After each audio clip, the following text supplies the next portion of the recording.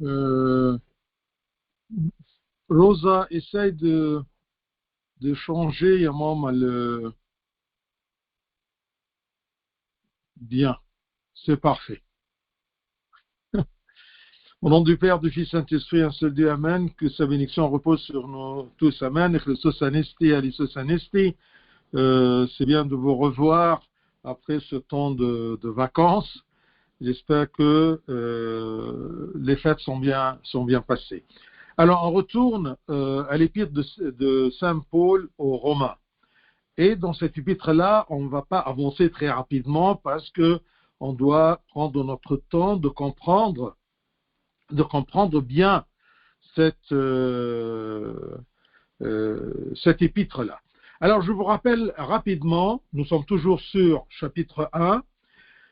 On va commencer aujourd'hui du verset 18 au verset 23.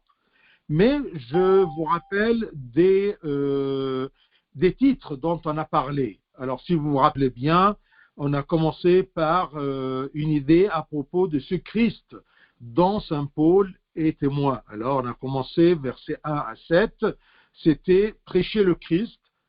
Et ensuite, du verset 8 à 12, c'était un encouragement de la part de Saint Paul aux croyants. Et du verset 13 à 17, c'était le désir de Paul de prêcher aux Romains, d'aller à Rome. Parce que comme on a dit, Rome, c'était à peu près le réservoir qui alimente tout le monde connu en ce temps-là. Alors, s'il prêche à Rome, la bonne nouvelle sera répandue dans tout l'Empire romain. Aujourd'hui, eh bien, on va prendre du verset 18 à 23 et on peut donner à ce paragraphe-là un titre, c'est que rejeter Dieu et adorer les idoles. Quelles sont les conséquences de ceci?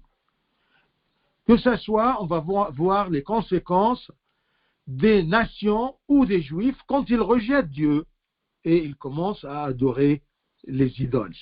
Ça, c'est en général. Alors, on commence à lire ensemble du verset 18 au verset 23. La colère de Dieu se révèle du ciel. Ah, ça commence un peu dur, c'est Saint Paul. Hein? La colère de Dieu se révèle du ciel contre toute impiété et toute injustice des hommes qui retiennent injustement la vérité captive. Car ce qu'on peut connaître de Dieu est manifeste pour eux, Dieu le leur ayant fait connaître. En effet, les perfections invisibles de Dieu, sa puissance éternelle et sa divinité, se voient comme à l'œil depuis la création du monde quand on les considère dans ses ouvrages. Ils sont donc inexcusables. Puisque, ayant connu Dieu, ils ne l'ont point glorifié comme Dieu et ne lui ont point rendu grâce. Mais ils se sont égarés dans leurs pensées et leur cœur, sans intelligence, a été plongé dans les ténèbres. Se vantant d'être sages, ils sont devenus fous. Et ils ont changé la gloire du Dieu incorruptible en image représentant l'homme corruptible, des oiseaux, des quadrupèdes et des reptiles. Gloire à Dieu éternellement. Amen. Alors, vous pouvez voir ici dans ce paragraphe, on va voir ensemble, que ça résume les gens que Dieu leur a révélé sa présence et sa vérité et son essence. Et eux, ces gens-là, ils ont refusé de connaître Dieu, de garder la connaissance de Dieu devant leurs yeux. Alors, ça commence par le verset 18. La colère de Dieu se révèle du ciel contre toute impiété et toute injustice des hommes. Qui sont ces hommes-là qui sont désignés par impiété? Ces hommes qui sont injustes, qui vivent dans l'injustice. ce sont qui retiennent injustement la vérité captive. Ils ne laissent pas révéler, ni pour eux, ni pour les autres, la vérité. Regardez cette métaphore-là, d'accord, des hommes qui retiennent injustement la vérité captive, emprisonnés. Ils cachent la vérité pour que personne ne la voie, ni eux, ni les autres. Lorsque Saint Paul, je vais vous dire quelque chose entre guillemets à propos de Saint Paul. Le temps de Saint Paul, il y avait un mouvement qui s'appelait judaïsation. Judaïsation. C'est-à-dire, ce sont des juifs qui sont devenus chrétiens. Et ces gens-là, faussement, ils ont pensé que pour être chrétien, on doit traverser d'abord à travers le judaïsme. Pour être chrétien, je dois être juif, ensuite chrétien. Parce qu'eux étaient des juifs, étaient le peuple de Dieu. Ensuite, ils ont connu la vérité, le Messie. Alors, ils ont voulu, pour garder leurs racines juives, ils ont demandé, ils ont prêché que tout chrétien doit être juif d'abord, doit suivre l'Ancien Testament, suivre tout ce qui est loi de Moïse pour rentrer dans le christianisme. Bien sûr, un juif, il était déjà sur le chemin de Dieu et Dieu lui a ouvert la porte pour connaître le Messie. Et alors, les gens qui ne connaissaient pas l'Éternel, les nations, comme nous, les Égyptiens, le temps de Saint Paul, eh bien, nous étions des idolâtres. Nous n'avons pas le Dieu du ciel. Vous voyez, comme les Grecs. Et n'oublions pas que je vous ai dit que le peuple, le temps de Saint Paul, se divisait dans deux cases, juifs et non-juifs. Juifs, ce sont les juifs, le peuple de Dieu, les héritiers de la loi de Moïse, et les non-juifs qu'on appelait les nations. Ça, c'est aux yeux des juifs. Aux yeux des Grecs, la majorité des gens, le temps de Saint Paul, l'Empire romain, aux yeux des Juifs, il y avait les Grecs eux-mêmes, et tout ce qui n'est pas grec sont des ignorants, sont des gens d'une classe inférieure. Alors, je vous ai casié le peuple ou les habitants du monde dans les cases juifs ou non-juifs, aux yeux des juifs, aux yeux des grecs, grecs et non-grecs. Intelligents et philosophes, ce sont les grecs. Tout qui n'est pas grec, eh bien, ce sont des ignorants. Alors, lorsque Saint Paul a affronté ce mouvement de judaïsation, on l'appelle en arabe Ittahaoud, on devient Yahoudi avant d'être chrétien. Ce mouvement-là, quand il a affronté, et pour annoncer que le salut c'est quelque chose de général pour tous les gens, que ce soit des Grecs, des nations ou des Juifs, il n'a pas commencé par la faiblesse des Juifs, mais il a commencé à présenter, à dévoiler le mal des nations, l'idolâtrie des nations, le refus des nations pour l'Éternel. Parce que s'il aurait commencé par les Juifs et montré le mal des Juifs, malgré qu'ils sont peuple de Dieu, ils ont refusé de connaître le Messie, ça sera un peu difficile. Ils vont dire que Saint Paul, il est injuste contre eux. Il il a un favoritisme pour les nations et pas pour les Juifs. Parce qu'il a commencé à dire des choses dont les Juifs n'étaient pas d'accord là-dessus. Et les Juifs accusaient toujours Saint Paul qu'il était contre le judaïsme, malgré qu'il est un pharisien. Alors, pour cela, il a commencé à dévoiler le mal de ceux qui n'est pas juifs. Et un peu plus loin, il va dévoiler aussi le mal de ceux qui sont juifs.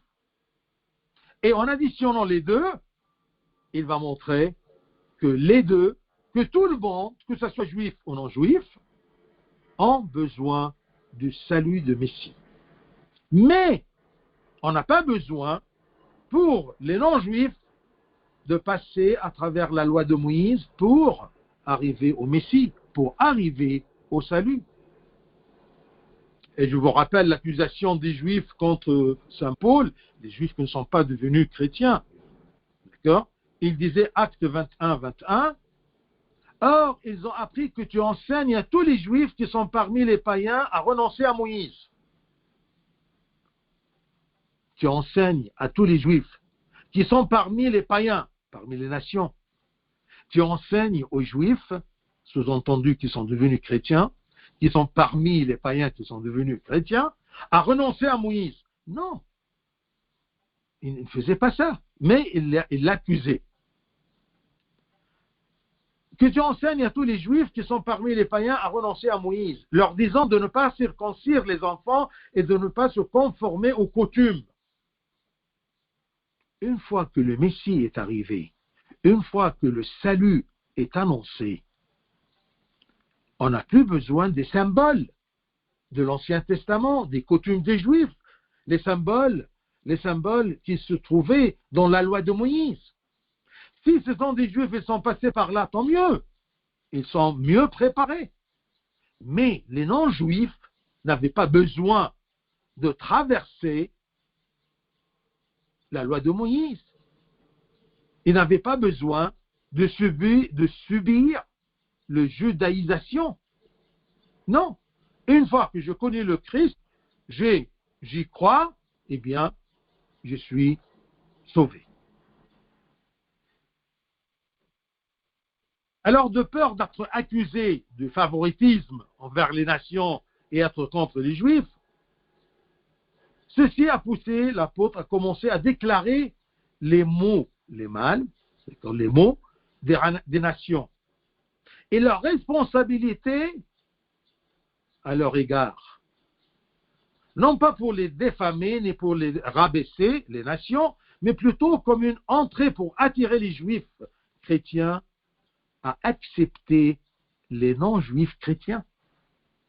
Il a fait ça pour que les Juifs chrétiens qui ont traversé la loi de Moïse, qui ont vécu dans les coutumes des symboles de l'Ancien Testament, ne refusent pas les gens qui viennent rentrer directement de l'idolâtrie vers le christianisme.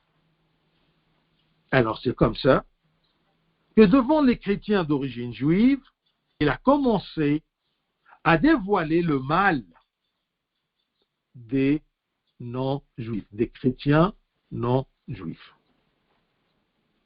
Bien sûr, il regardait un peu plus loin parce que les chrétiens d'origine juive, ils devraient bien accepter les chrétiens d'origine des nations, parce qu'il veut former un seul corps pour le Christ, une seule Église. Il ne voudrait pas cette division interne qui peut diviser le corps du Christ. C'est inacceptable, d'accord, dans la raison de Saint Paul et sûrement dans la volonté de Dieu. Alors, il déclare que les nations, les gentils, comme on les appelle, il déclare que le gentil est un transgresseur de la loi naturelle. Et un peu plus loin, il va déclarer ici que le juif est aussi un transgresseur de la loi mosaïque. Tous les peuples, tous les hommes sont pécheurs, que ce soit les juifs, parce qu'ils sont transgressés dans leur judaïsme, la loi mosaïque de Moïse, et même les gentils, les nations, les Grecs, sont aussi des transgresseurs de la loi. Mais quelle loi? La loi naturelle. Et là, on va voir que Dieu, il a mis, comme je dis toujours, une puce dans l'être humain. Une puce qui le pousse à chercher le divin, le vrai Dieu. Alors, puisque le monde, tous les hommes qui sont dans le monde, que ce soit des juifs ou que ce soit des gentils, ils ont transgressé la loi naturelle et la loi mosaïque, et bien par conséquent, tout le monde est devenu insensible à Dieu. Il y a besoin d'une intervention divine pour qu'ils soient justifiés. Ils sont dans le tort. Tout le monde, que ce soit juif ou les gentils. Donc, ils doivent être justifiés. Ils ont besoin de la justice du Messie. Ils ont besoin d'un sauveur. Et ils seront justifiés ni par la nature, la loi de la nature, de la création, on va voir qu'est-ce que ça veut dire un peu plus loin, ni par la loi mosaïque, mais par la foi en Jésus-Christ, le sauveur de tous. Je vous donne cette introduction-là pour comprendre que si ici Saint Paul, dans chapitre 1, versets 18 à 23, il déclare ou il dévoile les maux ou le mal des non-juifs, c'est tout simplement, ça ne veut pas dire qu'il accepte le mal des juifs. Non, il montre que tous, tout le monde, que ce soit juif ou non, ils ont besoin de salut, d'être justifiés en croyant en Christ, ni par la loi de Moïse, ni par la loi de la nature, la loi de cette puce que Dieu a créée dans les hommes. Alors, dans son discours, il commence à souligner les fautes des nations qui détiennent la loi naturelle. L'apôtre souligne ce qui suit. Premièrement, si Dieu avait donné aux Juifs la loi mosaïque pour les aider à connaître l'Éternel et commencer à suivre la loi de la piété, de plaire à Dieu, il n'a pas négligé les nations. Il a donné aux Juifs la loi de Moïse. Il n'a pas négligé les nations, ni les a laissés sans témoignage de lui-même parmi eux. Non. Il s'est révélé parmi les gentils, non pas par la loi de Moïse, mais par la nature visible. Comme il le dit, on va voir verset 19. Car ce qu'on peut connaître de Dieu est manifeste pour eux, pour ces gentils qui n'ont pas la loi de Moïse. Ne dites pas que Dieu a privilégié les Juifs en leur donnant Moïse et la loi de Moïse, et il a négligé les autres. Non. Au contraire. Le temps qu'il a donné la loi de Moïse, il a donné la nature. Il leur a donné à connaître Dieu d'une façon manifeste à eux. Dieu le leur ayant fait connaître. Comment? Verset 20. En effet, Saint Paul, je vous ai dit sa façon d'expliquer, il commence à dire un élément, ensuite il répète ou il commence à expliquer ce qu'il vient de dire. Alors, récapitulons, c'est que la colère de Dieu se révèle du ciel contre toute impiété et toute injustice des hommes qui retiennent injustement la vérité captive. Mais il y a des gens qui n'ont pas connu la vérité. Non. Tous ont connu la vérité. Car ce qu'on peut connaître de Dieu est manifeste pour eux, pour tous. Dieu le leur ayant fait connaître. En effet, les perfections invisibles de Dieu. Les perfections invisibles de Dieu, c'est-à-dire les qualités de Dieu, invisibles, comme sa puissance éternelle et sa divinité. Les perfections invisibles de Dieu, sa puissance éternelle et sa divinité, se voient comme à l'œil. Comment c'est invisible et se voit comme un œil? Depuis la création du monde, quand on les considère, c'est-à-dire on considère ces perfections invisibles, sa puissance éternelle et sa divinité, quand on les considère dans ses ouvrages, ils sont donc inexcusables. Les gens qui ont capté, qui ont retenu injustement la vérité captive. Comme les gentils, ils n'avaient pas de loi, mais les perfections, les qualités, les connaissances à propos de Dieu invisibles, sa puissance éternelle, c'est quelque chose d'invisible. Sa divinité, c'est quelque chose d'invisible. Se voit à l'œil depuis la création du monde.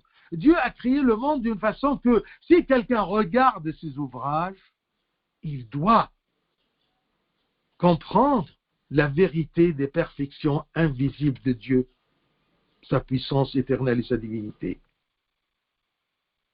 Si quelqu'un considère les ouvrages de Dieu, il regarde tout ce qui l'entoure de nature et médite, il doit voir comme à l'œil les choses invisibles de Dieu, sa puissance éternelle et sa divinité. Donc, les gens qui ne sont pas juifs et qui n'ont pas reconnu le Créateur, ils sont inexcusables. Mais ils n'avaient pas la loi de Moïse, comme les Juifs, ça ne fait rien, ils avaient la loi de la nature. Donc, là, je veux vous dire, ne vous inquiétez pas en disant, mais il y a des gens qui n'ont pas été évangélisés. Oui, ils n'étaient pas évangélisés, mais Dieu leur montre, leur ayant fait connaître son personnage à travers la nature, à travers cette puce créée en eux, à travers la nature. J'aimerais bien relire 18, 19, 20 après cette explication-là. Donc la colère de Dieu se révèle du ciel contre toute impiété,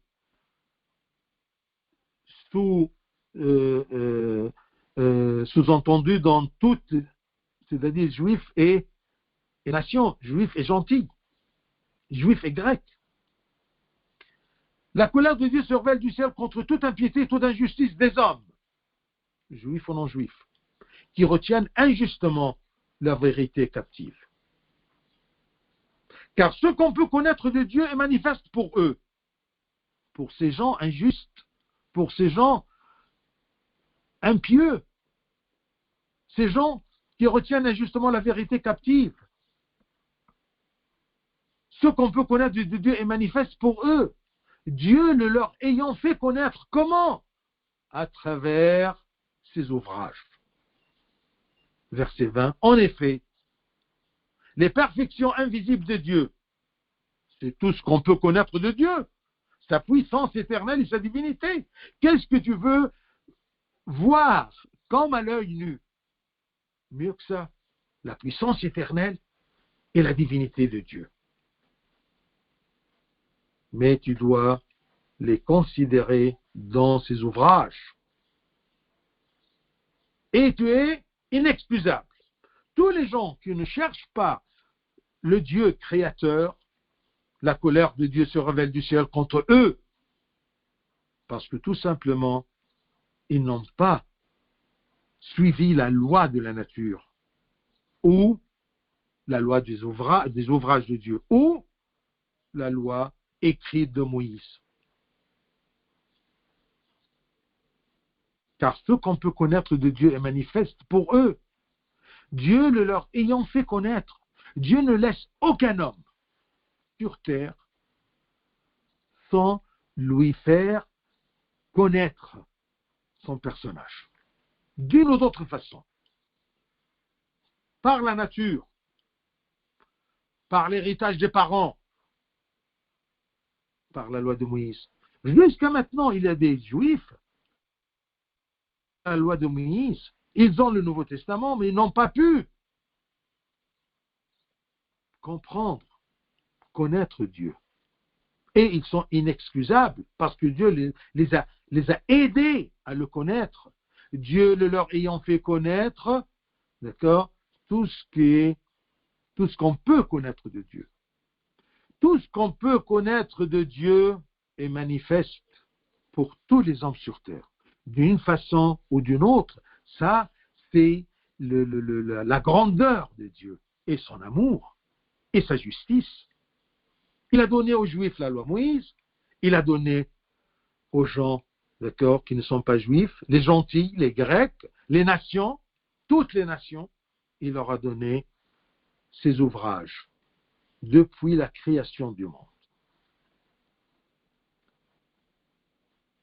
Le gentil n'a pas pu être sauvé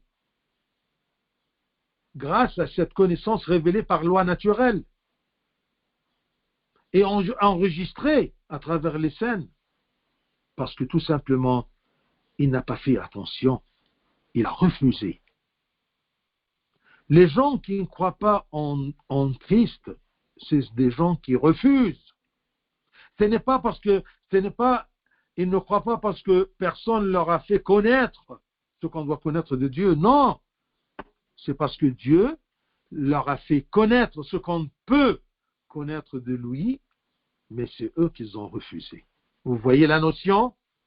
Donc, si tu vois quelqu'un qui ne croit pas en Christ, ne dis pas, mais il est excusable. Non, il est inexcusable parce que Dieu ne se laisse pas sans se manifester.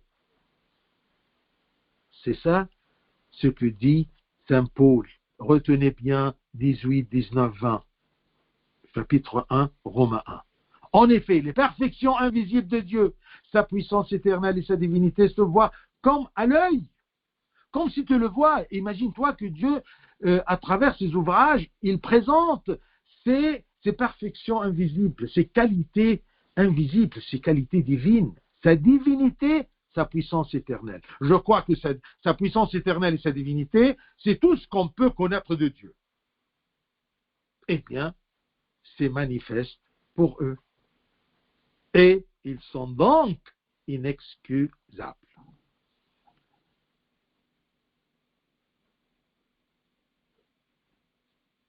Donc, le gentil n'a pas pu être sauvé grâce à cette connaissance, non pas parce que cette connaissance est absente, au contraire, c'est parce qu'il a pris une position de résistance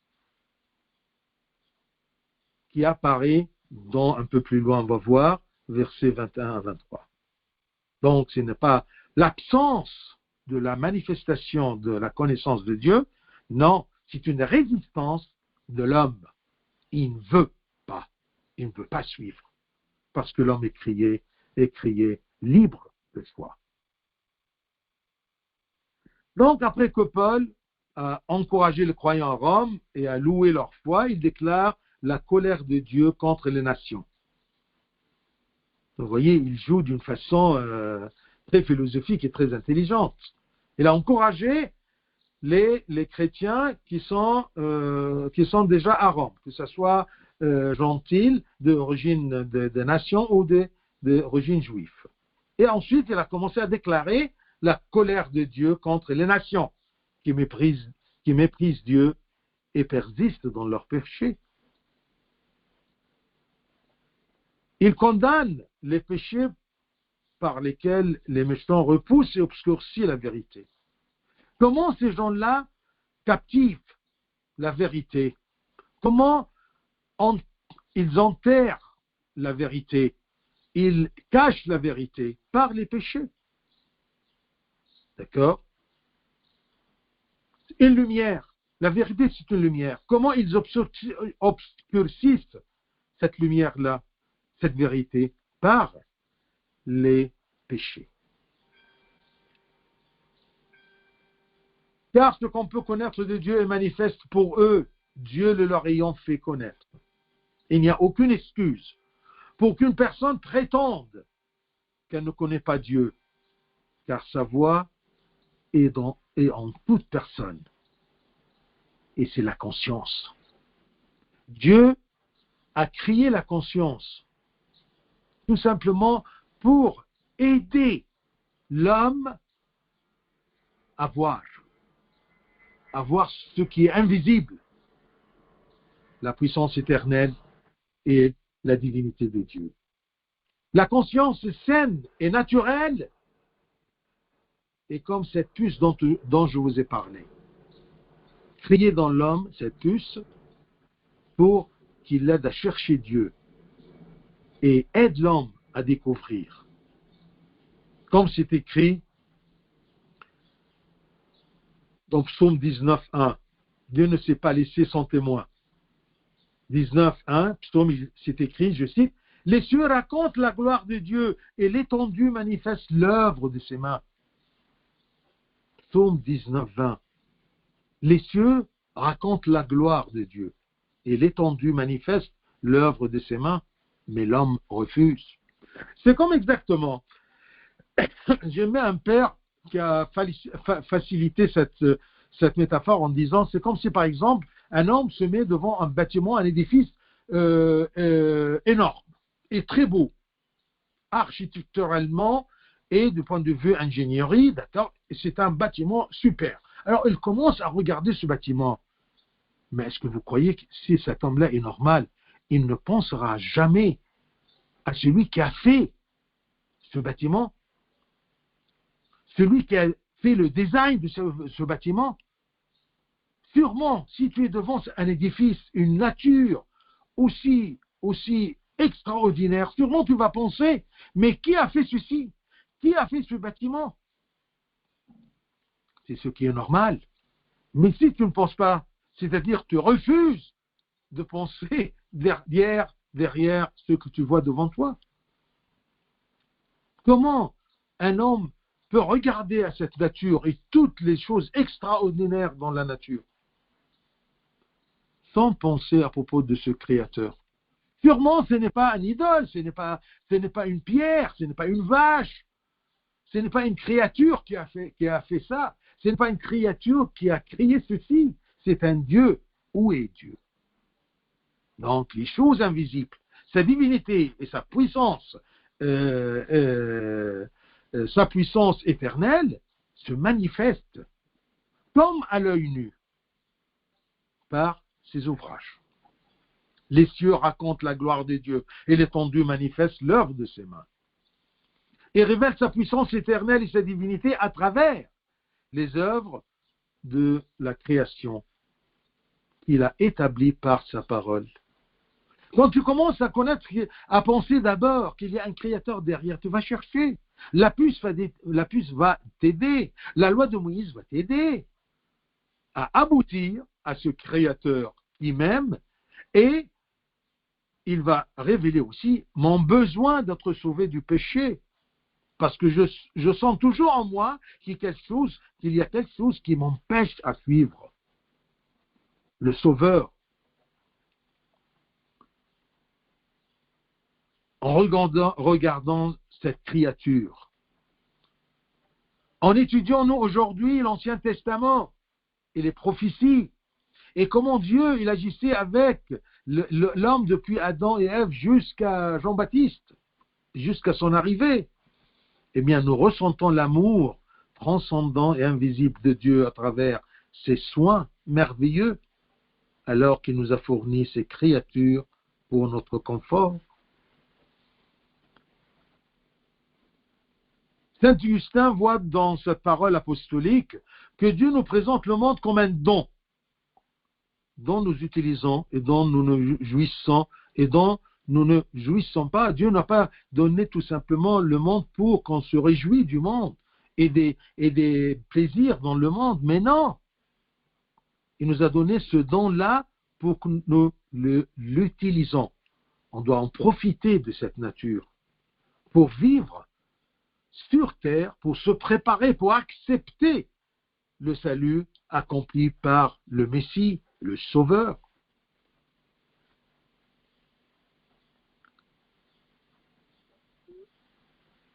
Verset 21. Ils sont inexcusables, puisque, ayant connu Dieu,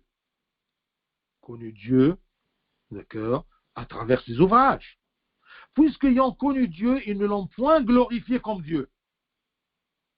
Ils ne lui ont point rendu grâce, mais ils se sont égarés dans leurs pensées, dans leur volonté, dans ce que je veux, dans ce qu'ils veulent, dans leurs péchés. Mais ils se sont égarés dans leurs pensées. Ils ont suivi leurs pensées égarées vers le péché. Et leur cœur sans intelligence a été plongé dans les ténèbres. Donc, ce qui empêche les gens de connaître Dieu, ce n'est pas que Dieu se cache d'eux, non, il se manifeste. Mais c'est parce qu'ils se sont égarés dans leurs pensées. Leurs pensées les font éloigner de la vérité. Et leur cœur sans intelligence. C'est eux qui ont refusé l'intelligence. C'est eux qui ont refusé l'intelligence que Dieu a créée en nous, cette puce-là que Dieu a créée en nous pour le chercher et le trouver. Ils se sont égarés dans leurs pensées et leur cœur sans intelligence a été plongé dans les ténèbres. Si Dieu, le Créateur, est lumière, si quelqu'un cherche honnêtement la lumière, il va la trouver. Parce que la lumière ne se cache pas. Et verset 22. Se vantant d'être sages, ces gens-là qui se sont égarés dans leurs pensées, et leur cœur sans intelligence venue de Dieu, parce qu'il a une intelligence du monde, et leur cœur sans intelligence a été plongé dans les ténèbres, se vantant d'être sages, ils sont devenus fous. C'est ça, les gens qui nous entourent aujourd'hui, qu'ils se sont égarés dans leurs pensées, que leur cœur sans intelligence, ils se sont plongés dans les ténèbres, loin de la lumière de la vérité. Eh bien, ils se vantent d'être sages, ils sont devenus fous. Et ils ont changé la gloire du Dieu incorruptible, en image représentant l'homme corruptible, des oiseaux, des quadrupèdes, des reptiles, des possessions, de l'argent, de pouvoir, de l'ego. Croyez-moi qu'il y a des gens qui adorent leur ego, leur capacité, comme s'ils n'ont rien reçu de Dieu. Donc le problème, c'est que, puisque, ayant connu Dieu, ils ne l'ont point glorifié comme Dieu, et ne lui ont point rendu grâce, mais ils se sont égarés dans leurs pensées, et leur cœur sans intelligence a été plongé dans les ténèbres. La colère de Dieu tombe sur eux, parce qu'ils ont changé la gloire de Dieu incorruptible. Ils ont commencé à chercher la vaine gloire qui est sur le monde. Les gens loin de Dieu, les gens qui nous entourent même aujourd'hui, les plus élites dans la société, les gens dans leur ignorance et leur stupidité, parce que leur cœur est sans intelligence et a été plongé dans les ténèbres. Et bien, dans leur ignorance et leur stupidité, après avoir connu Dieu, au lieu de le remercier pour ses dons et attribuer le mérite de la création de l'univers et ses dons à lui, ils ont attribué ceci à des idoles fabriquées sous forme de humains, de bousins, d'animaux, d'oiseaux, et ils ont adoré la créature, les créatures, sans adorer le Créateur. Cette accusation-là que saint Paul présente, eh bien, saint Jean Chrysostome, il a dit, cette accusation plus dangereuse que la précédente, car il ne s'agissait pas seulement de rejeter Dieu, qui a déclaré son amour et sa puissance à travers les œuvres de ses mains. Au contraire, lorsqu'ils ont connu Dieu, ils ils ne l'ont pas glorifié, ni le remercié. Mais plutôt, ils ont remplacé l'adoration de Dieu vivant par une adoration païenne. Comme Dieu a dit à travers Jérémie 2, 13, je cite, « Car mon peuple a commis un double péché. Ils m'ont abandonné, moi qui suis une source d'eau vive, pour se creuser des citernes crevassées qui ne retiennent pas l'eau. » Quant à la raison de leur, ou la cause de leur déviation, c'est leur confiance dans la pensée humaine, abstraite, sans l'aide de Dieu. Se va-t-on d'être sages, ils sont devenus fous. Se vantant d'être sages, ils sont devenus fous. Ainsi, ils sont devenus, comme le dit Saint Jean Chrysostome, comme ceux qui naviguent dans des eaux inconnues. Et leur vaisseau s'est écrasé sur des rochers solides, alors qu'ils tentaient d'atteindre le ciel après avoir éteint la lumière brillante en eux, en s'appuyant sur l'obscurité de leurs pensées. Ils ne peuvent pas arriver si ils éteignent la lumière en eux. Le problème, ce n'est pas les eaux inconnues. Le problème, c'est qu'ils choisissent un chemin loin de la lumière, alors leur vaisseau s'écrase sur les rochers solides. Au lieu d'atteindre les cieux dans la lumière et la connaissance de Christ, eh bien, ils se cassent dans leurs pensées sur des rochers. Saint Augustin croit que le secret de leur destruction est leur ingratitude et leur manque de gratitude envers Dieu.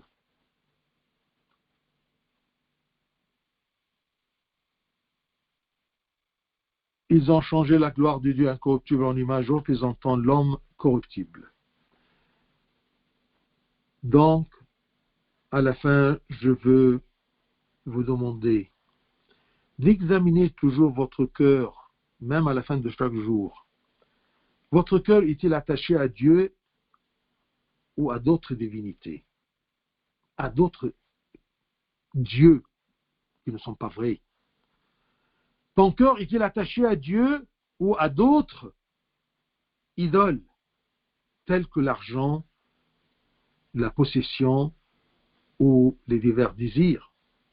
Ne retirez pas Dieu de votre cœur pour mettre quelqu'un ou quoi que ce soit à sa place. Mais Dieu comme roi qui s'assit sur le trône de ton cœur. Cherche toujours Dieu. Sois toujours attaché à Dieu. Testez-vous à la fin de chaque journée, de chaque jour, dans quelle mesure vous avez vécu avec Dieu et à quel point vous vous souciez des affaires du monde. Dans quelle mesure vous avez vécu avec Dieu et à quel point vous vous souciez des affaires du monde, des idoles. Attention, parce que plus vous vous éloignez de la lumière, plus votre vaisseau sera écrasé sur les rochers. Et au lieu d'arriver vers les cieux, vous vous perdez dans ce monde, dans cette eau inconnue, dans ce monde agité, dans ce monde qui ne cherche que t'engloutir, loin du salut que le Christ a préparé. Retenez bien ces 4 ou 5 versets de 18 à 23. Ça résume l'aspect de tous les gens qui refusent de voir Dieu et ses attributs, ses qualificatifs à travers les moindres des choses. Un insecte, un petit insecte, si tu l'admires un peu, d'accord? Je ne veux pas te dire, examine même ta composition comme être humain. Ça, c'est la création. Qui a créé cet homme? D'accord? Ce n'est pas une statue de Bouddha, ce n'est pas un animal, ce n'est pas la vache des Indiens, désolé de dire ça, mais c'est un Dieu vivant. Et un seul Dieu, un seul Créateur. Parce que si le Créateur est créé, il n'est plus un Créateur. il n'est plus un Dieu. Que Dieu nous éclaire et nous donne cette vision du cœur et de l'intelligence pour le connaître et voir ce qui est invisible de ses perfections. Gloire à lui éternellement. Amen.